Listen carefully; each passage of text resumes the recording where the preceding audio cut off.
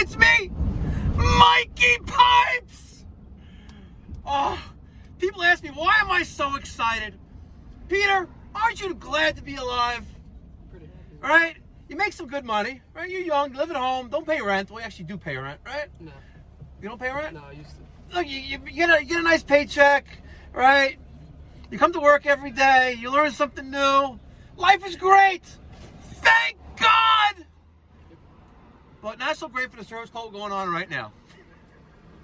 We're going to a service call in Valley Stream where I think the homeowner was putzing around with the radiator. The pipe broke off and water started spraying out of it like crazy. Like Old Faithful! Like a effing geyser! And they're calling 911, please help me. Mikey Pipes, please help. We're around the corner from this job in Valley Stream. I believe it's a new client. I haven't even checked the history of it. But they were fucking around with the radiator. Oops, I said the fudge word. I'm sorry. I'm sorry if your 9-year-old is watching right now. I'm sure they heard worse in school. Probably, right? Let's go see what's going on, guys. Make sure you smash that thumbs up button in advance. And remind me, Peter, to kill my auto mechanic because my damn truck is still squeaking. You hear that? Yeah. She's squeaking! And she's loud, too. Damn it!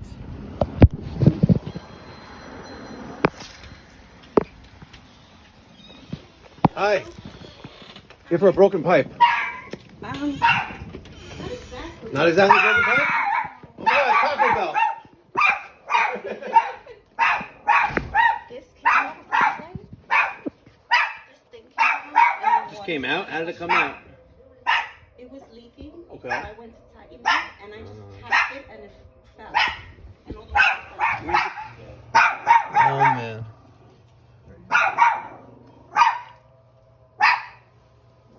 Oh.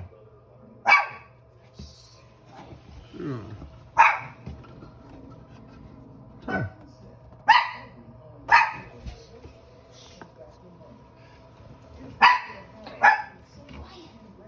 Either was never in right. What happened?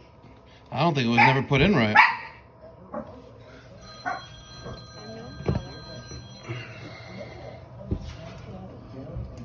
All right.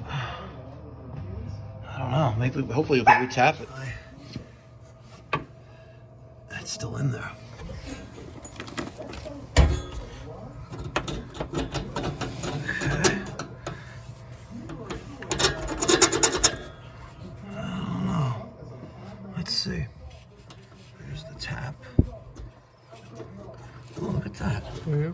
It actually broke off in there. Let's get the, whatchamacallit, the service wrench. Okay. It's in the tool bag, right? And we'll see if we could get this retapped. See? Service wrench. And it works. Great. Well, we're retapping it. We're recreating those threads for this. All right, so now that's there. Let's loosen it back up. We got some Teflon tape? No? Yeah. And then we got to turn the water back on. We got to bleed radiators, but we'll see what happens.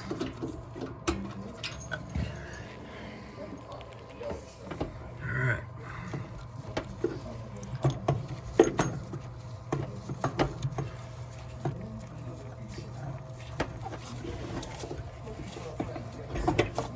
These stupid things are in the way. We have to bend these back a little bit. Just like a little bit out of the way. Okay. Get the automatic air vent on there. And then we can turn the water back on, but I think we're good. There's the check valve. So we had the little bit of height there, right? Otherwise we would have hit all these, but these are just like spacers, I guess, to elevate this, because the air, if we raise that side versus this side, the air will come out, because that's where the air vent is, or the coin key vent, or whatever, but we're good. She's on there pretty good. Let's go turn the water back on, check the leaks. We need to chill. If you bite me, you're not gonna have any heat tonight.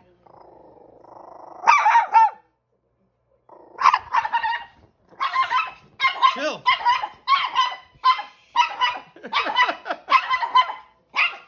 All right. Water main is back on. Here's our boiler. She's leaking oil. You know, we gotta send Steve Lab here, by the way. Oh, I already planted the seed with the oil to gas conversion. So this is cold. You know what? Because our triple acting aquastat is not powering the circulator yet. No, that circulator's not on yet. When's the last time you think the circulator was oiled? Here's the oil, by the way. You know, this is a B&G 100 circulator. Ever oil one of those before? Hold camera. I actually got woken up today by our oil getting filled. Filled? Yeah, look outside. There's someone with huge. So I'm just gonna squeeze some oil in that little opening right there. Any oil even coming out of this bad boy? Yep. Good. All right, we're gonna oil the little impeller there. Okay. Now, once this boiler reaches the right temperature, that circulator should turn on. Because right now, it's cold. Doesn't turn on right away. No, because the boiler heats up. I'm pretty sure it's a maintained boiler. Because there's the coil. So you have the domestic coil right here. See, this is a coil that's shoved inside the boiler, and the coil is heated. It's kind of like an indirect water heater. An indirect water heater is a tank within a tank, or a coil within a tank. So here there's a coil inside the boiler water, right, which then gives it domestic hot water. Here's the cold water coming in, cold water going out, right, but it's valved off, you see? And they're using this 40-gallon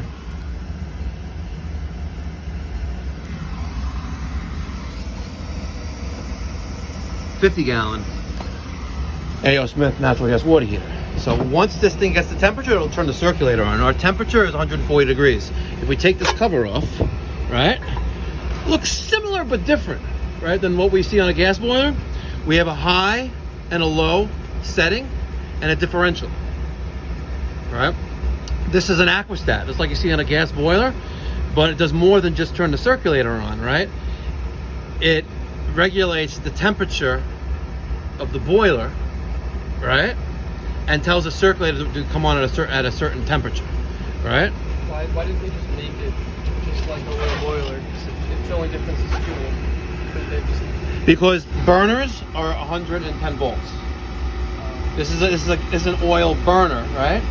Like, or picture this as a gas valve, right? But this is not a gas valve. This is an oil valve or an oil gun, an oil-fired gun, right? It needs 110 volts to fire.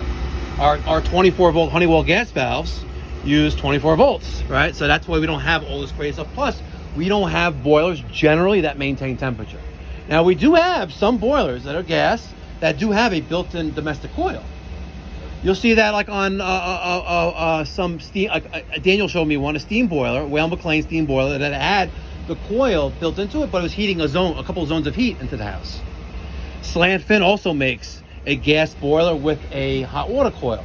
You see that in a lot of track buildings in Far Rockaway, for example. You know, those cookie cutter houses, all attached to one another. You'll see these Slant Fin boilers with the built-in coil for that one bath apartment. You know. Is this one old? This is an old peerless boiler. Yeah, and that 275-gallon oil tank, that's from the 50s or 60s. All right. She's spending $800, $850 a month to fill this thing. If she's going through a 275-gallon tank a month. And with this burner, and especially leaking oil, this old Beckett. Hey, Steve Lab, if you're watching, can you fix this? Want to see something cool? Fire. Fire. Why would they make something like this? So you could see. It's a piece of glass. I think that's cool. Nah, can you put a piece of glass there? Yeah, I guess you could. I'm not an oil mechanic, and I don't pretend to be one either. Our circulator's on. See the impeller spinning?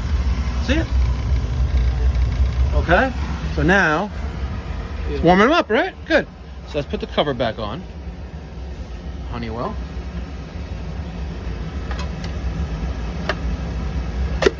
Okay. There's that red reset button. Your father ever tell you, hey, Peter, go downstairs, hit that red button for 3 seconds? Never heard him say that? No, he's had me feel And by the way, hypes and stuff. talk about a death box, death hazard right there. Never had you do that? No. Okay. All right, let's go feel the convector. Get me, don't you? Warming up. Nice. Yep. Feel it. Yeah, it's heat all along. Yeah, it's nice. Very nice.